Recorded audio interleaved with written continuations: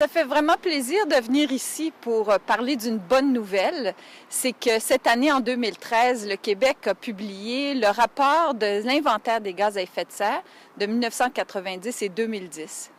Et ce qu'on observe, c'est une importante diminution des gaz à effet de serre, globalement, pour le Québec, alors que le produit intérieur brut augmente, ce qui veut dire que les gens deviennent plus riches. Donc, on a réussi, ou du moins, on est en voie de réussir ce grand pari qui est de séparer la croissance économique et la croissance des gaz à effet de serre. Et pour ça, on doit vraiment être fiers de nous ici au Québec. Le secteur d'émissions le plus important pendant la période de 1990 à 2010 au Québec, ça a été le transport. Puis en fait, c'est le seul secteur dont les émissions ont augmenté. Alors, le plan du gouvernement du Québec d'électrifier les transports, c'est une très bonne nouvelle. C'est important maintenant de regarder la continuation de notre croissance économique en respectant le désir des Québécois de réduire les gaz à effet de serre. J'ai pensé que c'était approprié de venir ici au musée Redpath pour qu'on parle un petit peu encore de combustibles fossiles.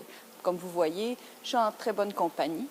Alors, les combustibles fossiles, c'est des combustibles qui ont été formés par la décomposition de plantes il y a environ 300 millions d'années. C'est un petit peu comme le Red Bull de l'énergie solaire, un super concentré qui a été fait pendant des longues périodes de temps et qu'on extrait actuellement à toute vitesse. Alors au Québec, comme je vous dis, on est sur la bonne voie parce que nos émissions sont en baisse, mais on est loin encore de faire ce que les scientifiques suggèrent. Les scientifiques suggèrent de réduire les émissions de 50 %. Alors on a encore du pain sur la planche et des projets qui vont contribuer à extraire d'autres combustibles fossiles. C'est définitivement pas ce que les scientifiques recommandent. Le fleuve Saint-Laurent et au bout, l'île d'Anticosti. Est-ce qu'on aura le bon sens de laisser l'huile de schiste dans le sous-sol de l'île ou si on va l'extraire? Pour terminer notre série de vidéos, je veux faire comme un appel à votre aide. Et ce qu'on aimerait faire cette année qui commence, c'est de recevoir de vous de l'information sur toutes les initiatives que vous connaissez qui contribuent à réduire nos émissions de gaz à effet de serre.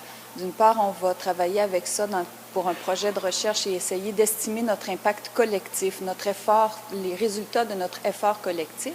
On voudrait aussi donner de la visibilité sur le site Facebook avec des photos ou en vous interviewant, en faisant une petite vidéo sur votre travail. Alors, s'il vous plaît, si vous connaissez des projets qui méritent d'être connus, contactez-nous à travers le site Facebook et puis on viendra vous voir pour parler de vos efforts et le partager avec d'autres.